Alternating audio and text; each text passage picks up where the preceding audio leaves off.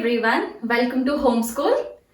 So we have successfully completed 3 chapters of class 11 biology and today we are starting with the chapter 4, that is the animal kingdom. So I hope you have understood all the 3 chapters very clearly. So moving on to the 4th chapter, that is the animal kingdom. So everyone have seen so many animals, isn't it? So in and around us there are so many animals and many animals are yet to be known actually. So since there are millions and millions of species, don't you think it is very important to classify all those animals like we had classified the plants? So similarly, like we had studied the plant kingdom, that is the classification or different classes in the plant kingdom, in the animal kingdom also we get to study various classes, alright, or various groups which come under the animal kingdom. So about the groups and classification we will speak bit later. So firstly what we'll see here is like on what basis actually the classification is being done. Alright, so I said there is a classification system or there are various groups or in other terms which we call it as phylums. Alright, but on what basis it is being classified? What are the characteristics that have been taken as the basis of the classification? Alright, see, all the animals are multicellular in nature.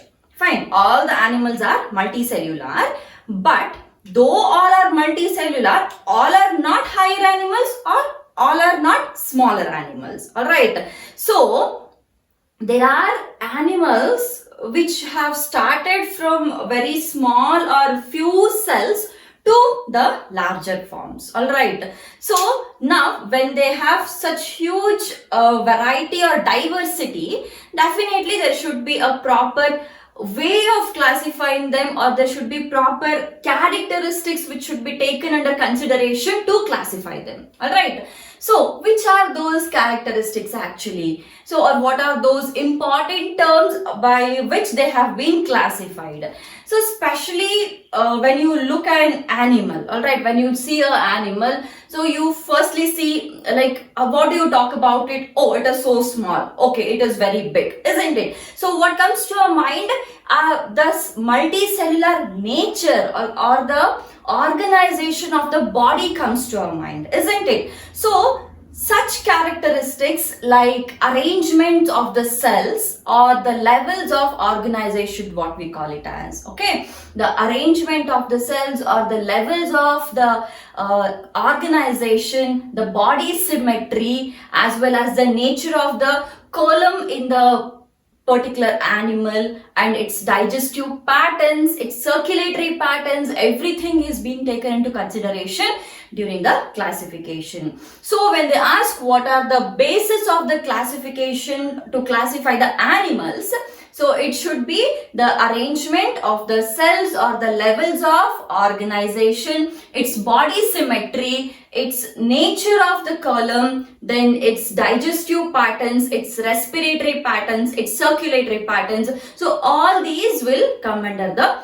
basis of the classification. Alright. So in today's class, we will see in detail what are these bases one by one. Alright. So first one, the arrangement of the cells, or other words which is called as the levels of organization. So first one is levels of organization. Levels of organization. So, as I said, all the animals are multicellular in nature, isn't it? Though they are multicellular in nature, we get to see various sizes in the animals, from smaller animals to very huge animals which have got a very bulkier body. Okay, so in the levels of organization, we mainly study about the arrangement of the cells, or what is the nature of the cellular arrangement actually. Okay, so here there are different types or different levels which we are about to study. So very first level which we are going to study is the cellular level. Okay, you might have seen the sponges, isn't it? Everyone know about the sponges. Sponges are also the animals, isn't it? Sponges are also the animals, and elephant is also an animal.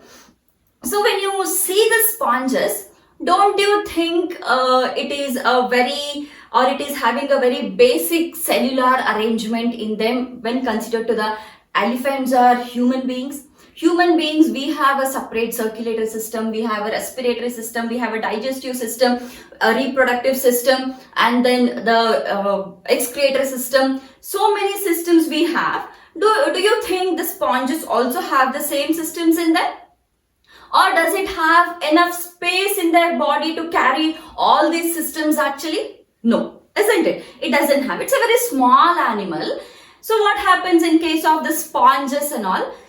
The cell, okay, it is just, the body is built up of few cells, alright, though since I said the animals are multicellular in nature, their body is built up of few cells, a few number of cells together which are loosely arranged, alright, this you should remember, few cells which are loosely arranged, or the aggregation or the loose aggregation of few cells, alright, wherein one cell is independent to another cell. I'll write it. So first level of the organization is the cellular level of organization. In that we will write A is cellular level of organization. Cellular level of organization. So how exactly the cells are, or how exactly the animals are seen here? So here the cells are arranged, or the arrangement of cells in a very loose manner. Arranged as loose cell aggregation. Arranged as loose cell aggregation, wherein cells are independent of each other. Cells are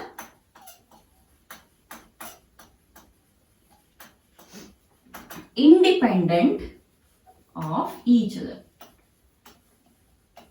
So let's imagine we have a group of cells here, so which are quite loosely arranged like this, alright.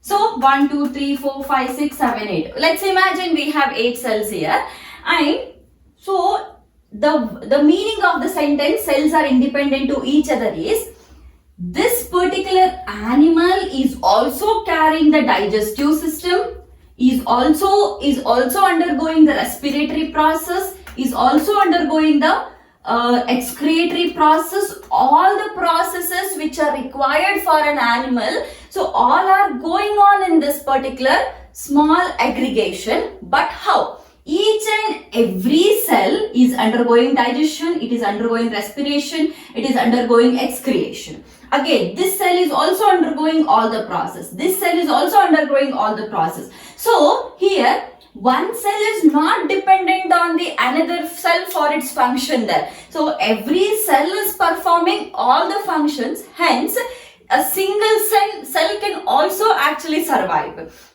That is why we call it as cells are independent to each other. Okay. So it is just a loose aggregation. You might have seen sponges in some rainy areas and all. So usually they have a very like we don't have a very tough body for them, isn't it? The sponges are very loosely and very smooth body usually. So because the cells are loosely arranged. The network of the cellular network is not that strong as we see in the higher animals. So as well, all the cells are able to perform each and every function in the body. Because of that, a single cell can also actually survive. Hence, we call it as cells are independent to each other in case of the cellular level of organization, and there is no coordination between the cells. Very important. I'll write it here. No coordination. Definitely they are multicellular. Okay, they are multicellular, but there is no coordination between the cells. If there was coordination, then what would happen? A small group of cells will do digestion, this group will do excretion, this group will do circulation. So that would have happened if there was a coordination. Since each and every cell is able to perform its function on its own, so there is no requirement of the coordination actually. Alright. So this is the first level of organization, that is the cellular level of the organization. Second one is tissue level organization.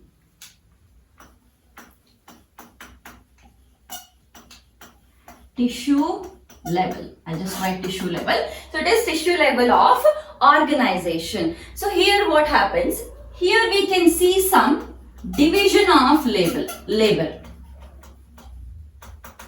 Division of labor is seen. So why do we call it as division of labor actually? That is because a group of cells, alright, the group of cells will perform some function. As I said, here each and every cell was performing all the functions. But here what happens now? So let's imagine we have again a group of cells.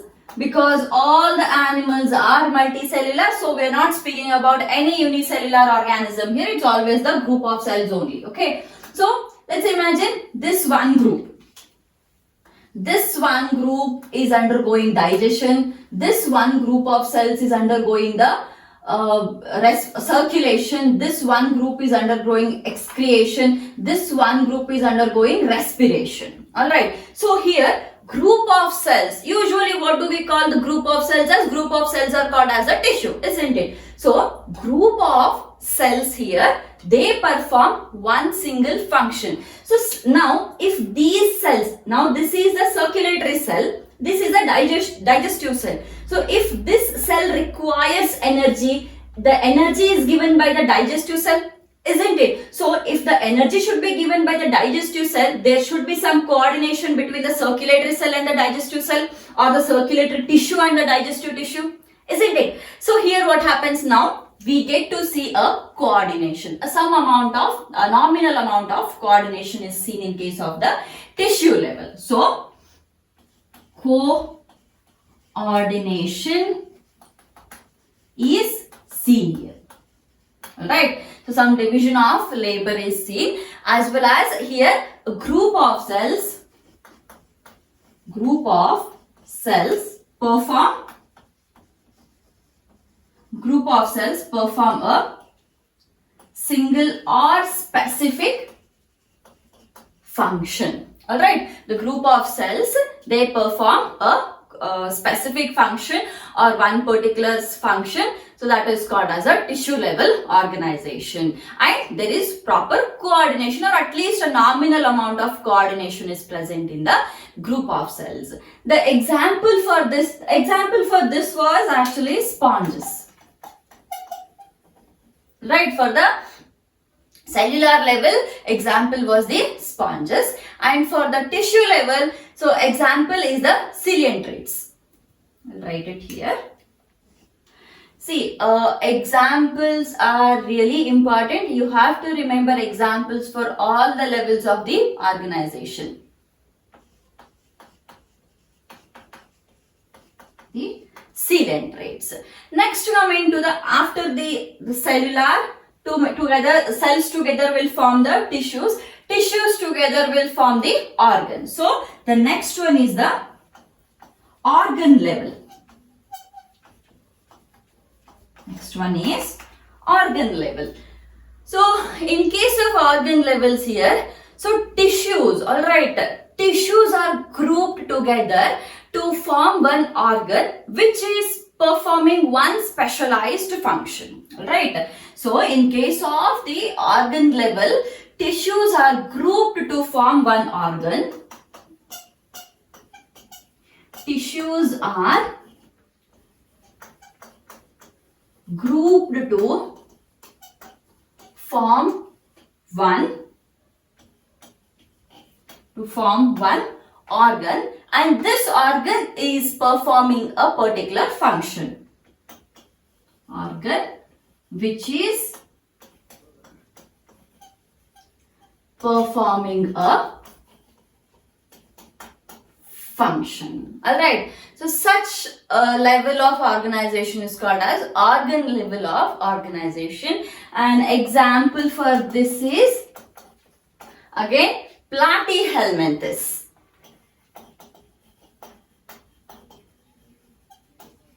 Example for this is the platyhelminthes. So now together, so many cells together will form tissue. Many tissues together will form an organ. Now, many organs together will form the organ system, isn't it? So, first level is cellular level, second one is tissue level, third one is the organ level, and fourth one is the organ system level. Okay, fourth one is the organ system level. So, in case of the organ system level, what happens actually here? So, many organs are being associated to form, or many organs are being grouped to form a function or to perform a specialized function, wherein one organ is concerned with the another organ, or there is a proper coordination between the organs actually. Okay, so we will write it. So what happens in case of this is the fourth one. Alright, in case of the organ system level. Organ system level. So here what happens? Usually the organs are associated, or organs are grouped to perform a function, or they are being grouped to perform a particular physiological function, and between the organs or between the organ systems there is a proper coordination. Alright, so organs are associated to perform a specialized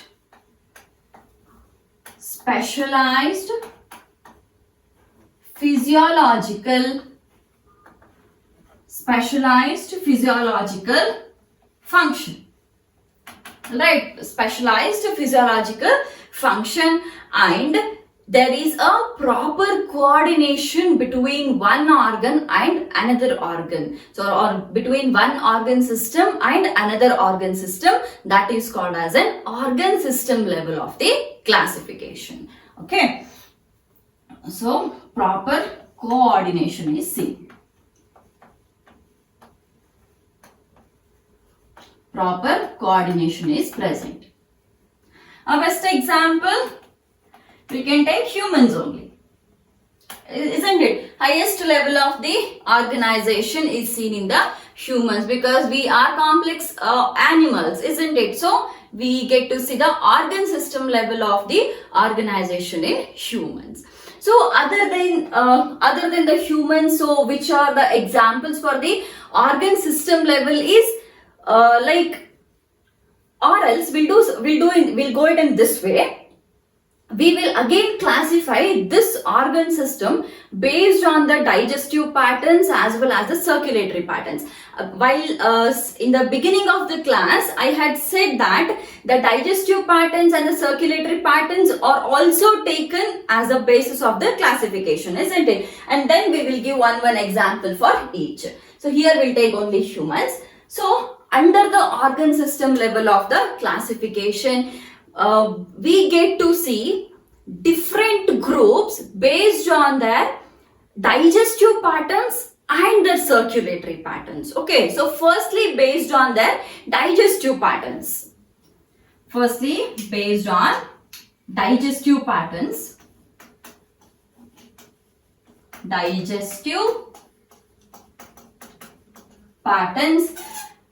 So here we get to see incomplete and complete animals. So based on the digestive patterns, we get to see incomplete and complete animals. So incomplete example is Platyhelminthes.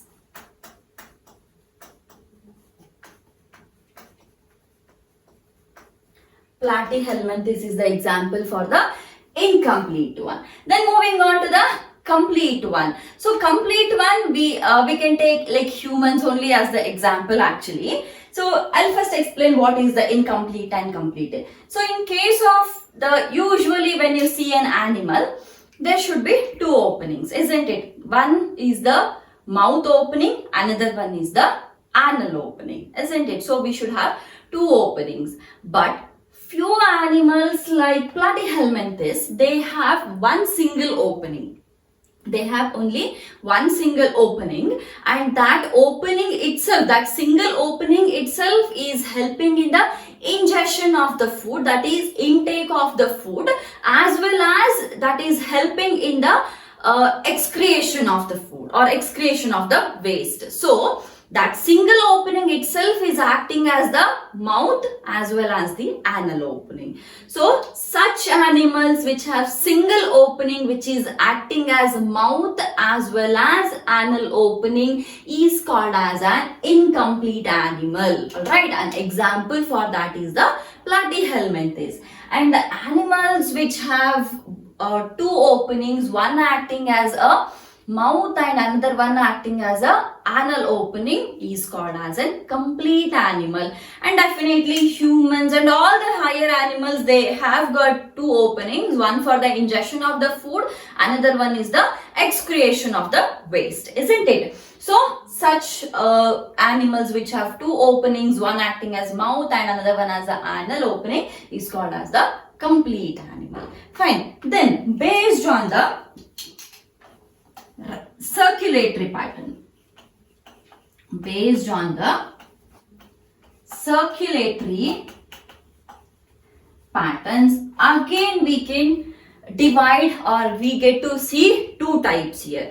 So first one is the one which is having open circulatory system, and the second one is closed circulatory system.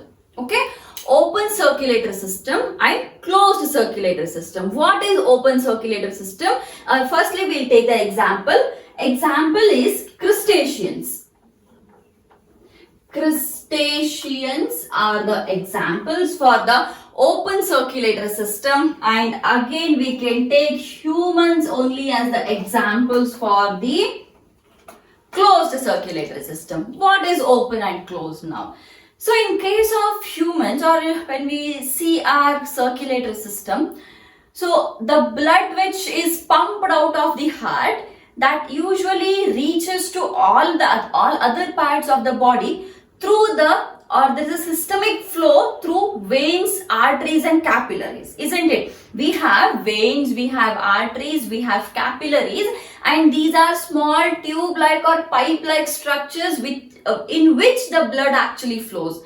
So does blood flows outside the capillaries, or do we see blood flowing inside the body like without or outside the capillaries in the humans? No. We have a very systemic arrangement for the blood flow, wherein blood is not out of the capillaries anytime. It is always inside those tube-like structures or pipe-like structures, which are called as arteries, veins or capillaries, isn't it?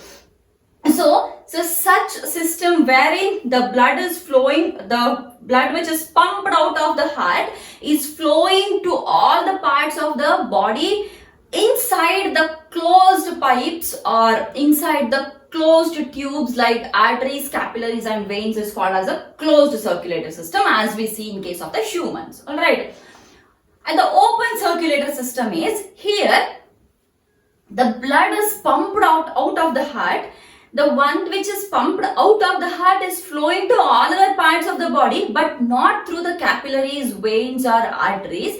Simply the blood is rushing all through the body. Alright, simply the blood is rushing all through the body. There is no closed system. It seems like all the organs or the cells are bathed in the, or they are being suspended in the fluid which is called as blood here. Okay, so there is blood, there is one container. Inside the container we have blood. In the blood only we have suspended all the organs or all the cells, tissues or organs, all are suspended in the blood only. So such an open circulatory system is seen in the crustaceans. Okay, whereas in case of higher animals, or like in case of humans, we don't see open circulatory system because blood is not flowing openly. The blood is flowing in the closed tubes or closed chambers, which are called as arteries, veins and capillaries. Okay, so this is the first basis, which is our first character which is taken as a basis of classification, that is the levels of the organization. Second one is the symmetry. Now symmetry means body organization.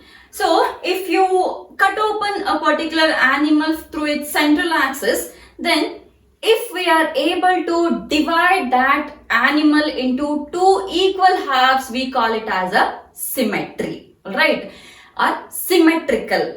If we are not able to get two equal halves, then we call it as asymmetrical, right? So under symmetry we have two conditions again.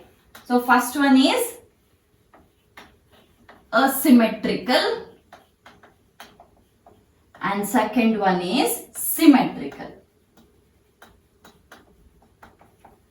Asymmetrical and symmetrical. So asymmetrical, so when there is one particular animal, let's imagine amoeba. Okay, so we have amoeba. So if you divide amoeba like this through its central axis, so do we get equal halves? Because amoeba is highly irregular in its shape, isn't it? Since it has a irregular shape, we usually cannot divide this animal or this organism into two equal halves. So such animals are called as the asymmetrical. So example for this is amoeba and few sponges also. Amoeba and few sponges. Moving on to the symmetrical part. So in case of symmetry, again we have two types. So definitely if we are able to cut that particular animal through its central axis, we should get two equal halves, only then we call it as symmetry. But again in this symmetry, we get to see two types, that is, first one is radial symmetry, second one is bilateral symmetry. One is radial symmetry, other one is the bilateral symmetry. So in case of radial symmetry, so when you cut it through the central axis, we get two exactly equal halves. Any plane, any central axis, alright. So since it is a radial one, you can cut it through any axis like this. So when you cut it through any axis, we get two equal halves, and an example for that is the echinoderms. Echinoderms. In case of bilateral, so when you cut open through the main axis, alright, when you cut open a particular animal or organism through its main axis, we should get identical left and right halves. We should exactly get equal right and left parts. So such animals are called as the bilateral animals. Okay, so symmetry, that is mainly the body organization. If we are able to get two equal halves when we cut through the center, then it is called as symmetrical. If we are not able to get the equal halves, then we call it as asymmetrical. Under the symmetrical, again we get to see radial and bilateral. If we are able to cut through any plane of the center, any central axis, Then we are getting two equal halves, we call it as the radial one. And if we are just going through the main axis and if we are able to get proper equal identical left and right halves, then we call it as the bilateral symmetry. Alright. So this is the second characteristic which is taken as basis of the classification. Third one is the diploblastic and triploblastic organization. Diploblastic and triploblastic organization. So this mainly speaks about the embryonic layers or the arrangement of the germ layers. Alright. So if there are only two germ layers, then we call it as diploblastic. If there are three germ layers, then we call it as triploblastic organization. So anyways, we will see how exactly the layers are being arranged here. So in case of diploblastic, what happens? So generally two layers, that is the ectoderm layer and endoderm layer is present, isn't it? So we have again two, one is diploblastic, one is triploblastic. So we will first see diploblastic here. So diploblastic, we have one central cavity. This central cavity is actually the digestive cavity. This is the digestive cavity, and then after the digestive cavity, next we have the endoderm. So there are some cells here in the endoderm. Alright, so this layer is the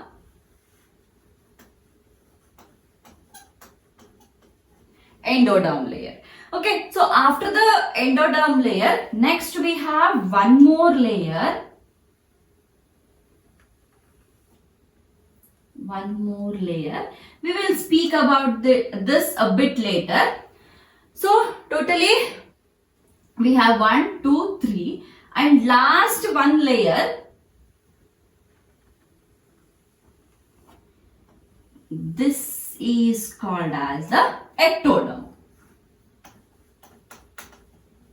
This is called as ectoderm. So ectoderm is outermost layer, endoderm is the innermost layer. So all together there are cells, all through this there are cells. I'm just writing in one part. Alright. So we have ectoderm, then we have the digestive cavity. This central cavity is called as the digestive cavity. After the digestive cavity, we have endoderm. So this particular layer, this layer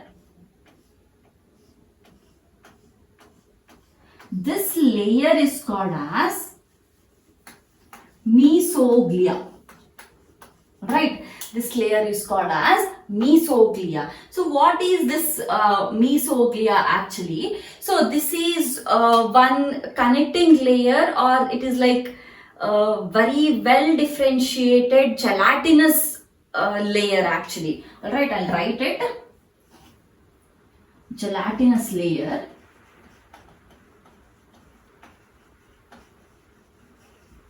Alright. So this is actually, it is just connecting, or it is one intermediate layer between the ectoderm and the endoderm. So it is like undifferentiated layer. You cannot differentiate. It is undifferentiated layer. So now we have one clear-cut ectoderm, one clear-cut endoderm. In between this layer, somewhere we get this gelatinous cellular layer actually. So, it is a non-cellular layer, gelatinous non-cellular layer, because you cannot differentiate. If you could have differentiated it, you could have called it as cellular layer. So since this layer you cannot differentiate, because some cells of the ectoderm, alright, some cells of the ectoderm will be overlapping, and some cells of the endoderm are also overlapping in this. So since you cannot differentiate this, we call it as undifferentiated non-cellular layer. Undifferentiated non-cellular gelatinous layer is called as the Mesoglia. Alright. So here only we have two well differentiated layers, hence we call it as Diploblastic. Coming to the triploblastic. Again we will draw the same diagram. So one digestive cavity, endoderm, mesoderm and ectoderm. So all through there are cells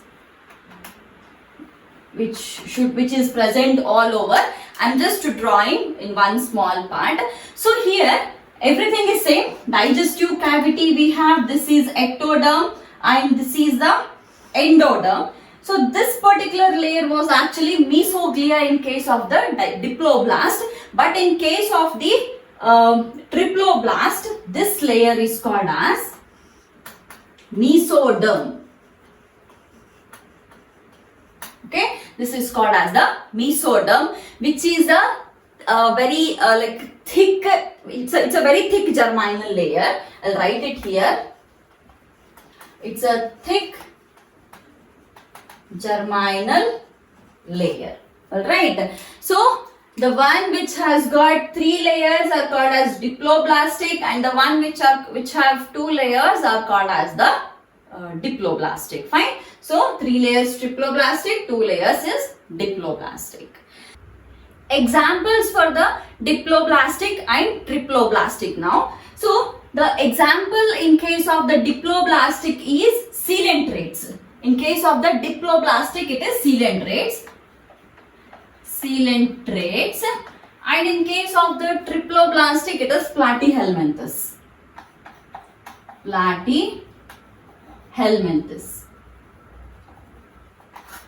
Okay. So this is about the diploblastic and the triploblastic. So this is the third one. So next, fourth one we will see now. The coleom. So what is coleom? So coleom is actually a body cavity, or we have seen the previous structure actually, the diploblastic and the triploblastic. We had seen one diagram. In that we had actually seen the digestive cavity, isn't it? So there is one fluid filled cavity which is between the body wall and that digestive cavity's wall, or in other words we can call it as the gut wall. Okay, the digestive cavity wall or the gut wall. So in between the body wall and that digestive tract we have one particular tube-like structure which is filled with the, or one cavity-like structure which is filled with the fluid, and that cavity is made up of the mesoderm. Alright, or that is lined by the mesoderm. So such that cavity is called as the coleom. Alright. In other words, this is actually very interesting. So usually in the coleom we get to see a tube within a tube-like body plan. Okay, so we can call it as a tube within a tube body plan.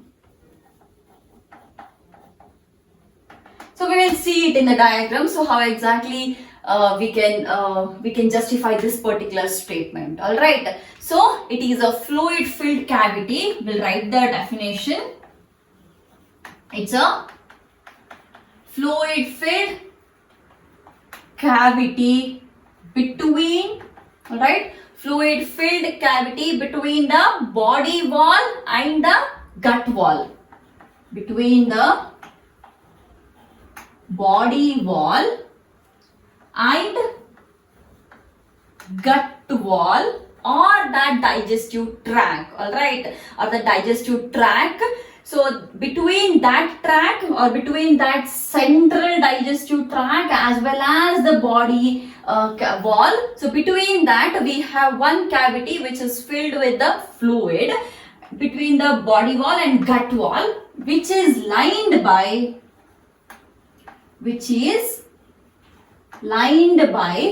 mesoderm. So that is called as the coleom. Alright. So now, based on the presence and absence of the coleom, so we get to see three groups here. So the first one is we will wipe it off. The first one is Coleomates. Some pronounce it as Coleom and few people pronounce it as Coleom also. So you can call it as Coleomates or Coleomates. So it is first one is Coleomates. So Coleomates is the one which has got the coleom. Alright. So it has the coleom, and how exactly the coleom is present or how is that tube within a tube body plan, we'll see it now. So the example for the coleomates is arthropods. Example is arthropods. So now we will see the diagram. So again the previous diagram where we had drawn that diplontic as well as the triploblastic. So here we will draw one first ectoderm. Okay. So this is the ectoderm layer. Then we have one inner layer. So this should be actually the mesoderm part. So this is all ectoderm. Then this part is mesoderm. So here what happens now? So one small tube-like structure will come here. Okay, a small tube-like structure is inside. This is the gut wall or digestive cavity. We'll write it this side. Digestive cavity. Okay, that is the digestive cavity, and the wall is the gut wall or the digestive wall there. And this is the ectoderm, and so now this layer which is actually the mesoderm. Alright, so this mesoderm is continuing here. Alright, so this is all lined by the mesoderm only. So such a tube or a cavity like structure. So this is actually a cross section. Alright, so when you just see one cross section, so don't you feel this is like, this is one hollow tube, then one more tube is inside the tube. So since when you see a cross section, when you take one section of it and when you see it, it feels like there is one tube-like structure. Within that, one more tube-like structure is present, which hence we call it as a tube within a tube body plan. Alright. So this is ecto, this is endo, this is, inner one is the endo, and then we have this particular coleom. Alright, so this is the coleom part. Coleom, endoderm, ectoderm. Fine. And this is the digestive cavity. So if there is a proper coleom present, we call them as the coleomates. If there is no coleom or if there is a false coleom, it means that body cavity is actually not lined by the mesoderm. Here it is lined by the mesoderm, isn't it? So here the body cavity is not lined by the mesoderm. Instead, the mesoderm is present in the pouches actually. Alright, so it is called as pseudo-coleomates. Pseudo-coleomates. So here body cavity is not lined by the mesoderm. Instead, mesoderm is present as a scattered pouches actually. It is present as the scattered pouches between the pouches between the ectoderm and the endoderm. So it is not lined by the mesoderm here. So how exactly that looks like? So we'll draw one more. This is again the ectoderm. Okay, this is the ectoderm. This is all ectoderm only. We have cells here. So like previously we had drawn a diagram, similarly there are cells there. And then we have one digestive cavity. Alright, digestive cavity, and then we have a endoderm. So this is ectoderm and this is endoderm. So in between the ectoderm and endoderm, the mesoderm is actually present in the form of the scattered pouches. That is, this is one pouch, this is another pouch, this is third pouch, this is the fourth pouch. Alright, so it is present in the form of the pouches. Then third one is the Coleomates.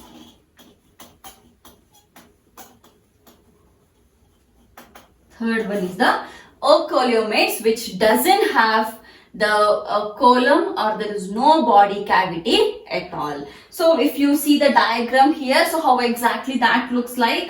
So we have one ectoderm. I'll just draw a small diagram. We have one ectoderm. So this is the layer of the ectoderm. So this is all the ectodermic layer, and then we have a small body cavity, and then we have a endoderm layer. Right, so we just have one ectoderm, and then we have a digestive cavity here, and then we have a endoderm. So there is no mesoderm, or there is no cavity present here. Alright, so such simple structures are called as the Coleomates, which doesn't have the body cavity at all, and the one which has there is a cavity but it is not lined by the mesoderm, that is called as the pseudocoleomates, and the example for the pseudocoleomates is the Aschelhelminthes.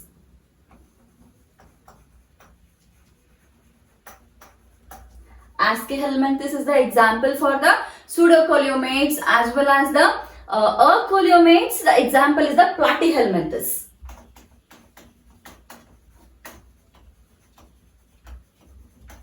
Platyhelminthes is the example for the Coleomates, Aschelhelminthes for pseudocoleomates, arthropods for the coleomates. For the coleomates, you can also take annelids, echinoderms. Annelids, echinoderms all have got the proper column or the body cavity, hence they are all called as the coleomates. Alright, so this is the fourth one. Then moving on to the fifth characteristic. So the fifth characteristic is the segmentation. In case of segmentation, so the body is actually externally and internally divided into segments with a serial reptation of at least some organs. Alright, so we get to see the division, or the whole body is properly divided. It is like externally as well as it is internally divided into segments there. Alright, so if you look into the body of the earthworm, so we get to see various segments which are properly divided externally, and if you just cut open the earthworm and see, then also you can see the proper segmentation internally also. So such a proper segmentation of the body externally and internally with the repetition or like with a serial repetition of at least a few organs is called as the segmentation. And this pattern, this pattern is called as the Metameric Segmentation. So everyone have seen the earthworm, isn't it? So we'll write the example as earthworm. So this kind of segmentation where it is properly externally and internally it is being segmented with a serial repetition of some organs. So that is called as a Metameric Segmentation. We call it as Metameric Segmentation. Alright.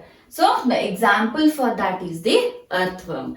And this particular process or the phenomena, that is the wherein the body is actually getting divided into segments. So if you see the earthworm, you can beautifully observe those segments externally, and if you cut open it, so you can also see it internally. Alright, so properly it is being made into blocks, it is properly made into segments there actually. So that is called as the segmentation, and that process is actually called as the metamerism. Alright, that pattern is called as the metameric segmentation. The pattern of such division or the pattern of such segmentation is called as the metameric segmentation, and that phenomena or that process is called as the metamerism.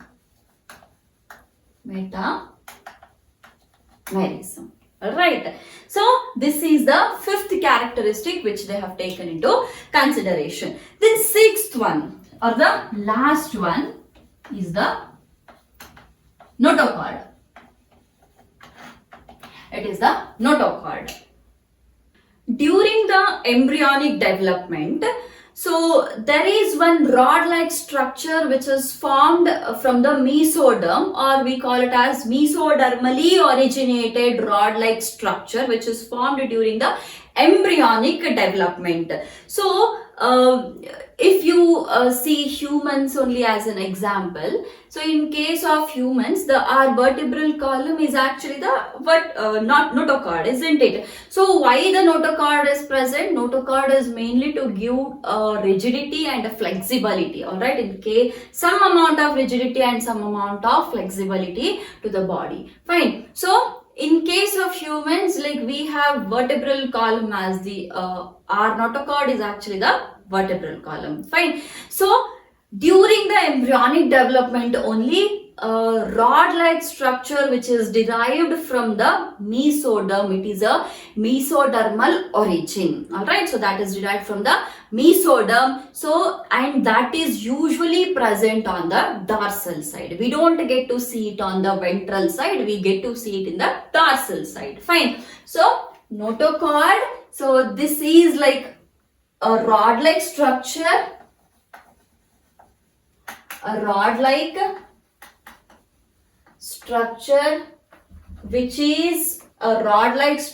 which is formed during the embryonic development, and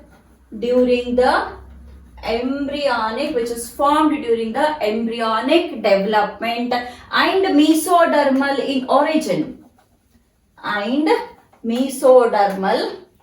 in origin, So such structures are actually called as the notochord, and they are present on dorsal side. They are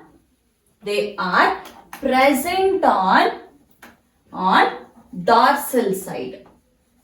They are present on dorsal side. Alright, so they are called as the notochords. And again, based on the presence and absence of the notochords, we can actually differentiate the animals into two groups. So that is, one is chordata, other one is non-chordates, or one is chordates, other one is non-chordates. Alright, so what is chordates and non-chordates? So that we will study in detail when we see different groups, or when we see the classification. There we are going to study each and every group in detail. Fine. So chordates, if the notochord is present, we call them as chordates. If the notochord is absent, we call them as the non-chordates. Alright. So this is about the basis of the classification, and these are various characteristics or features which are taken as the basis of the classification. So in the next class, we will come up with the schematic presentation of how exactly they are being classified, or what are the different classes or phylums, and then we will go in detail with each and every phylum. Right? So we'll wind up the class for today, and I'll meet you guys in the next class. So subscribe the channel and share the videos.